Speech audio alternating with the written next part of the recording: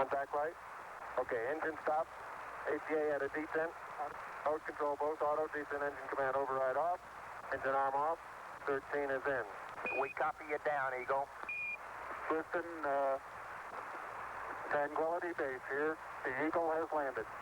Roger, Tranquility. We copy you on the ground. You got a bunch of guys about to turn blue. We're breathing again. Thanks a lot. And we're getting a picture on the TV. There's a great deal of contrast in it, and currently it's upside down on our monitor, but we can make out a fair amount of detail. Okay, Neil, we can see you coming down the ladder now. Sunday, July 20th, 1969. Around the world, nearly 1 billion people watched this moment on television as the first man from Earth prepared to set foot upon the moon. At the foot of the ladder, the lamb footbeds are only depressed in the surface about 1 or 2 inches, although the surface appears to be very, very fine-grained as you get close to it. It's almost like a powder. Ground mass is very fine. I'm going to step off the lamb now. That's one small step for man, one giant leap for mankind. I believe that this nation should commit itself to achieving the goal before this decade is out of landing a man on the moon and returning him safely to the Earth. All that we have accomplished in space, all that we may accomplish in days and years to come, we stand ready to share for the benefit of all mankind. As we explore the reaches of space, let us go to the new worlds together, not as new worlds to be conquered, but as a new adventure to be shared. Since the earliest time, man has imagined this moment, the moment when his fellow man would make the first journey to the moon. Now the time had come. In the 6th decade of the 20th century, the ancient dream was to become a reality.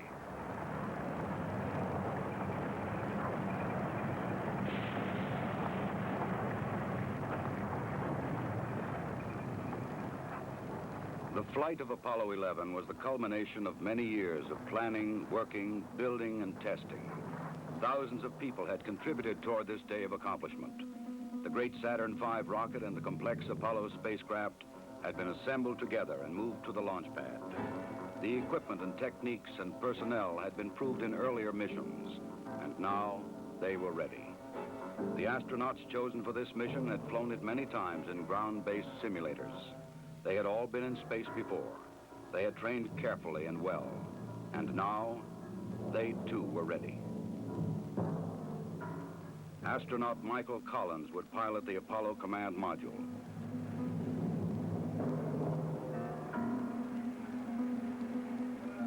Astronaut Edwin Aldrin Jr. would pilot the lunar module.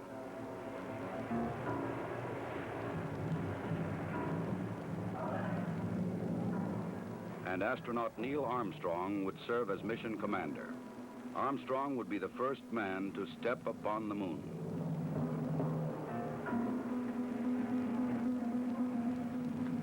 July 16th, the day had come. The moon awaited. The men rose early, ate breakfast, and dressed in their spacesuits.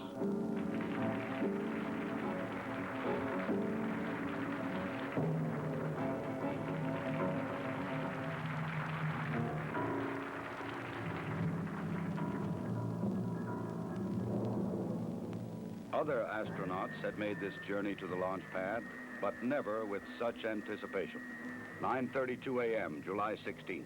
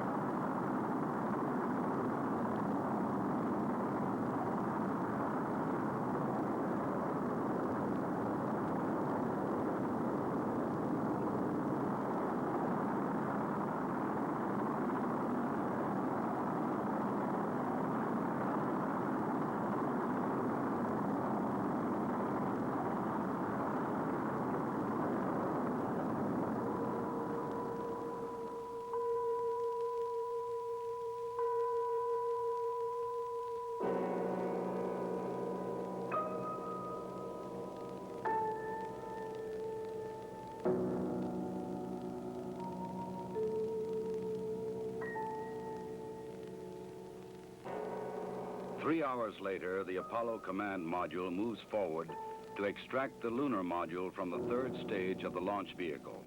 Both are moving at more than 17,000 miles an hour. Docked together, they will sail 250,000 miles across the sea of space and into orbit around the Earth's nearest neighbor. Loud and clear now, Mike, and we understand that you are docked. During the 3-day journey to the moon, the astronauts kept busy. Checklists, navigation and observation, housekeeping.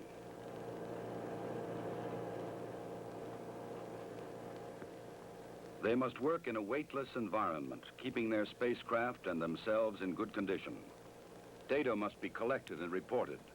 Experiments must be performed, including photography both inside and outside the spacecraft. Because of the film speed, these actions appear faster than they actually were.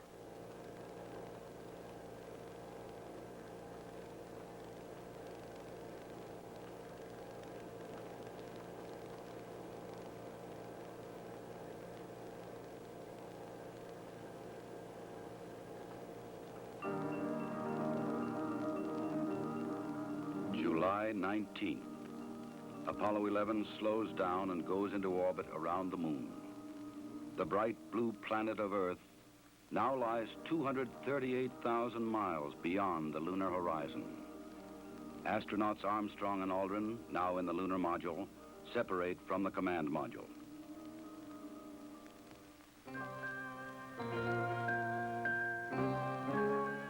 Astronaut Collins remains behind.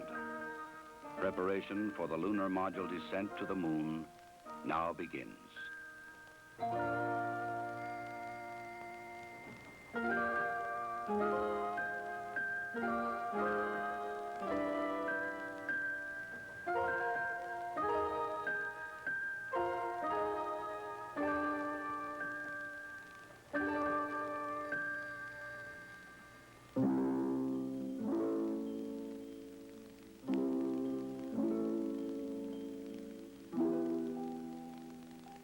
The command module assumes the new name, Columbia.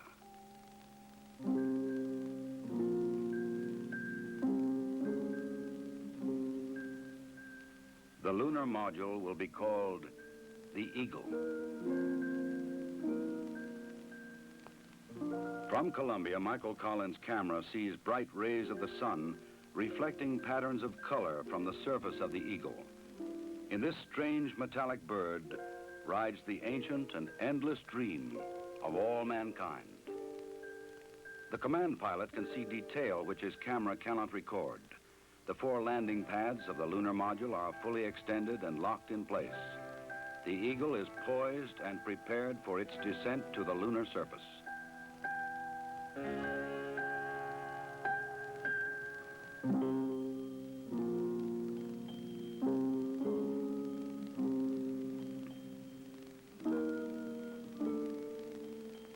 The moon landing craft rocket engine fires to slow it down and to place it on the pathway to the landing site in the Sea of Tranquility.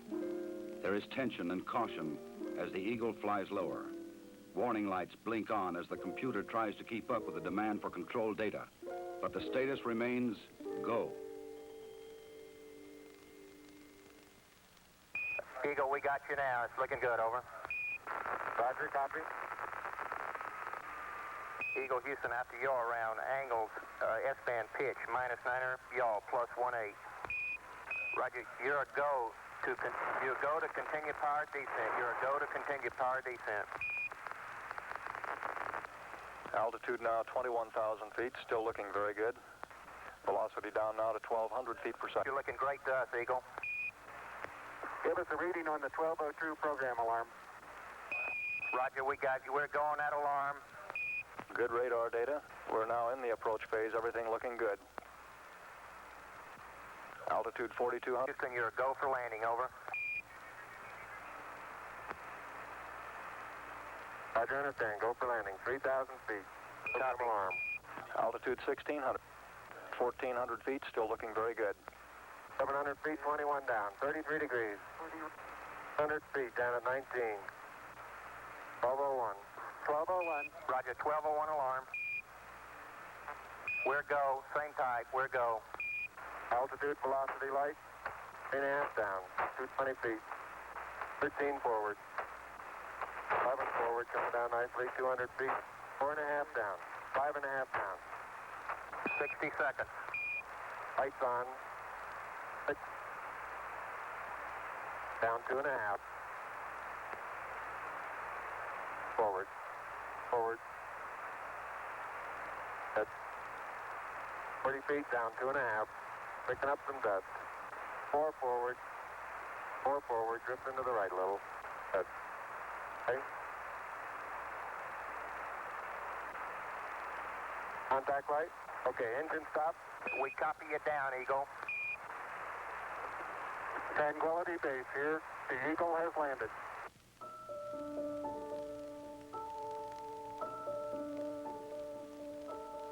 Through the window of the Eagle, Armstrong and Aldrin see what no human eyes have ever seen before.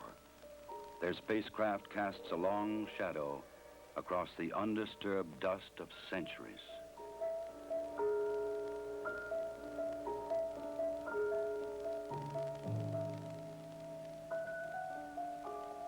Seven hours after landing, after careful preparations for later ascent were completed, Armstrong opens the Eagle hatch and begins his climb down to the surface.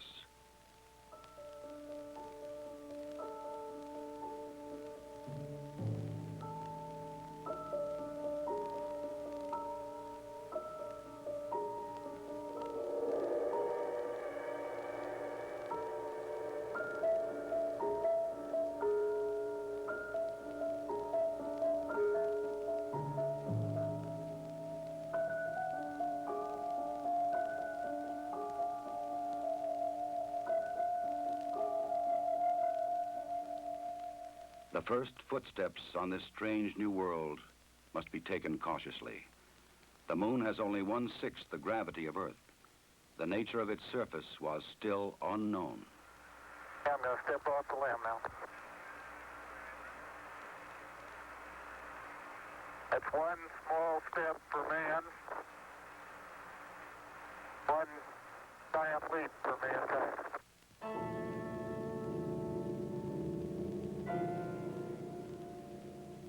Once on the surface, Armstrong scoops up a small sample of lunar dust and rock, precaution against the possibility of an emergency takeoff.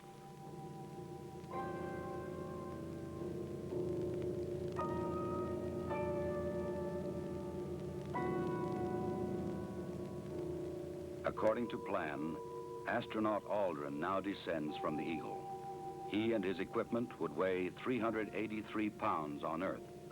Here, they weigh about 66 pounds.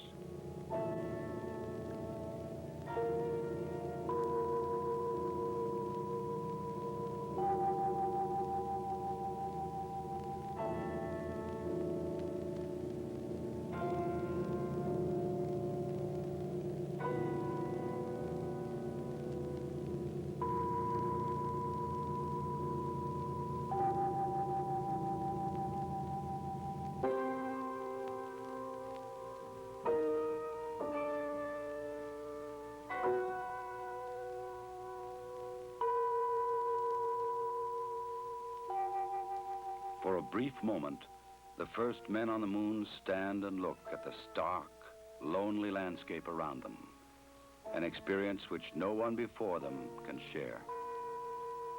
But there is much to be done in the limited time which they can stay on this airless, cloudless satellite of Earth. This sheet of metal foil traps and holds particles from the sun, the so-called solar wind, or barrage of solar energy, which constantly strikes the moon's surface. Results of this experiment will be taken back to Earth to reveal new secrets to anxious scientists.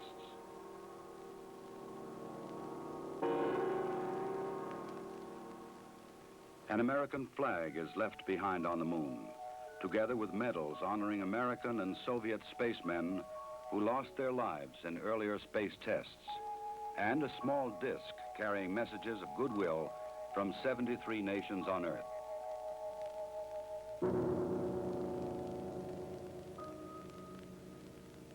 A plaque on the lunar module reads, Here, men from the planet Earth first set foot upon the moon, July 1969 A.D. We came in peace for all mankind. Through a specially made television camera, viewers in many nations on Earth were able to watch the astronauts as they walked and worked on the moon. Despite the bulky spacesuits and the backpacks containing oxygen, temperature control, and communications equipment, the Apollo 11 crew found they could move easily about the surface.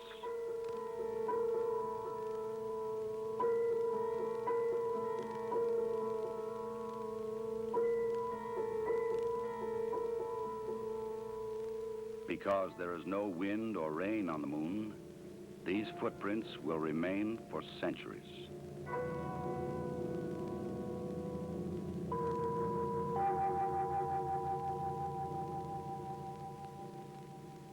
In addition to collecting rock and soil samples, the explorers leave behind a seismometer. This highly sensitive device would send back valuable information on external meteoroid impacts, as well as internal lunar movements.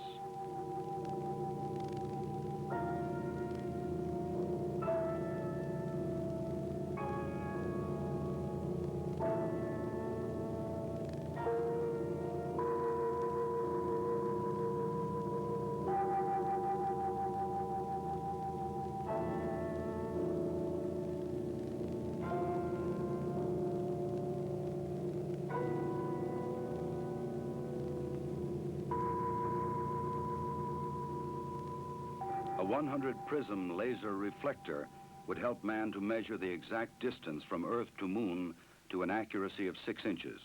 These were the first of many experiments which will be taken to the Moon to provide man continuing and increasing knowledge about the Moon and the vastness of space beyond. After 2 hours and 31 minutes, the first lunar explorers had completed their research on the Moon. A night of rest in the lunar module, countdown preparations, and they were ready to come home. Tranquility Base, Houston. Guidance recommendation is pings, and you're cleared for takeoff. Roger, understand. We're number 1 on the runway. 7, 6, 5, work stage, engine arm ascent.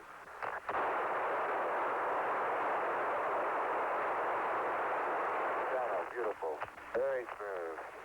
Very quiet ride. There's that one crater down there.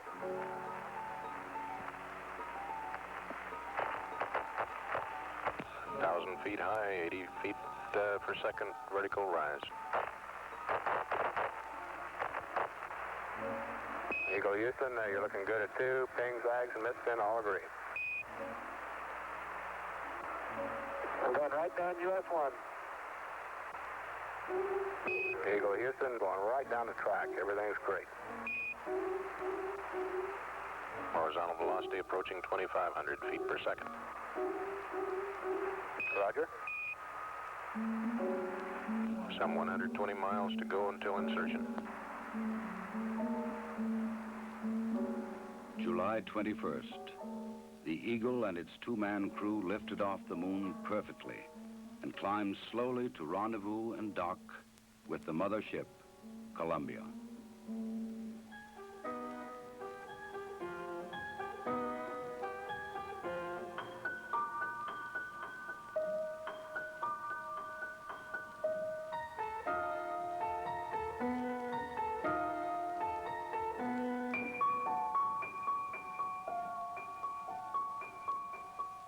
While Armstrong and Aldrin explored the Moon, astronaut Collins had kept a long and lonely vigil in the Columbia.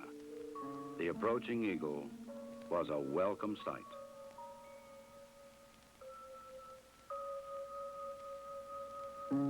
Later, the 3 men would share their reflections on this adventure with the world.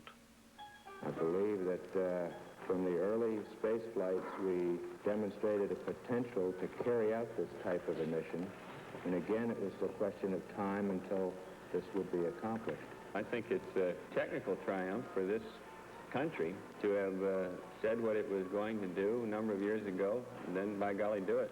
The relative ease with which we were able to carry out our mission, which, of course, came after a very efficient and a logical sequence of flights, I think that this demonstrated that we were certainly on the right track when we took this commitment to go to the moon. I just see it as a beginning of a new age.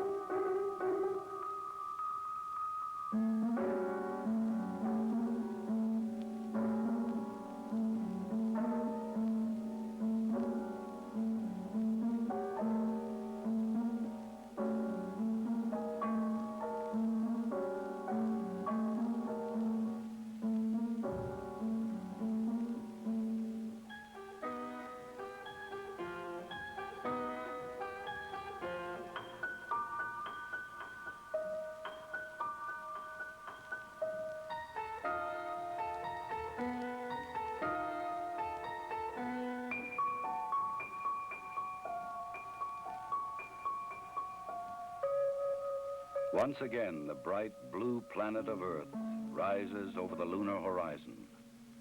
For those who had witnessed man's landing in the Sea of Tranquility, the moon would never again appear quite the same.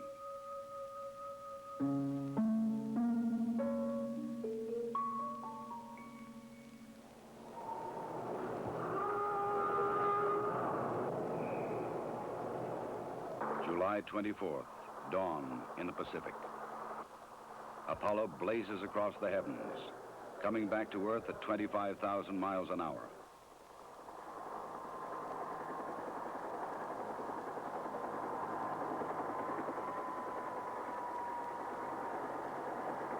President Richard Nixon, who had talked with the astronauts by telephone while they were on the moon, was waiting aboard the recovery carrier to welcome the returning voyagers.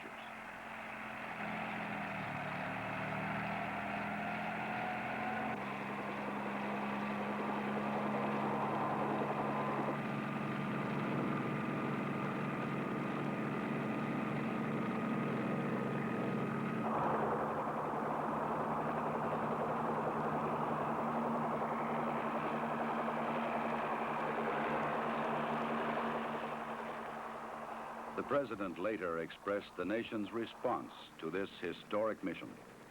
Some way, when those two Americans stepped on the moon, the people of this world were brought closer together. That it is that spirit, the spirit of Apollo, that America can now help to bring to our relations with other nations. The spirit of Apollo transcends geographical barriers and political differences. It can bring the people of the world together in peace. To protect against any possible lunar contamination, the astronauts put on airtight special garments before coming aboard the rescue ship.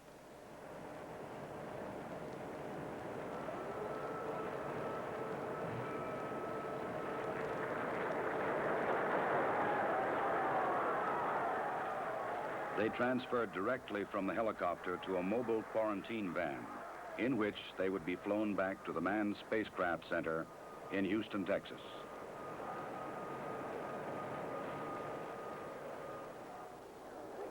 July 27th. The journey was ended. They were home again.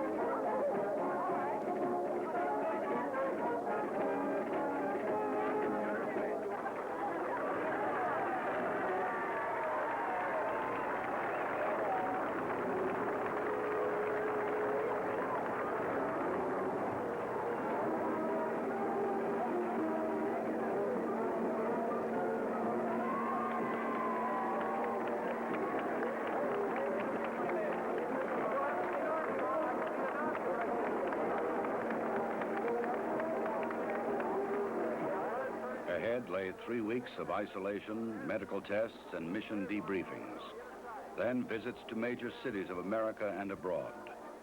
The details of their unique mission would be relived and remembered so that others might learn what they had learned, and that future travelers in space might build upon their experience.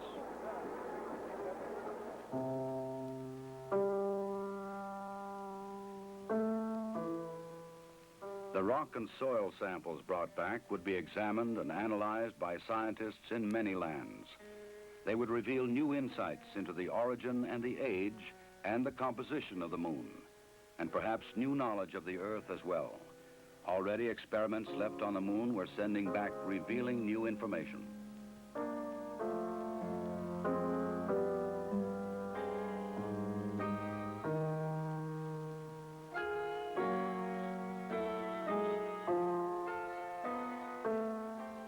The mission was successfully completed. The Eagle had landed the first men on the moon, and Columbia had returned them safely to Earth. Wherever man journeys tomorrow across the ocean of our universe, history will remind him that Apollo 11 was mankind's first encounter with a new world.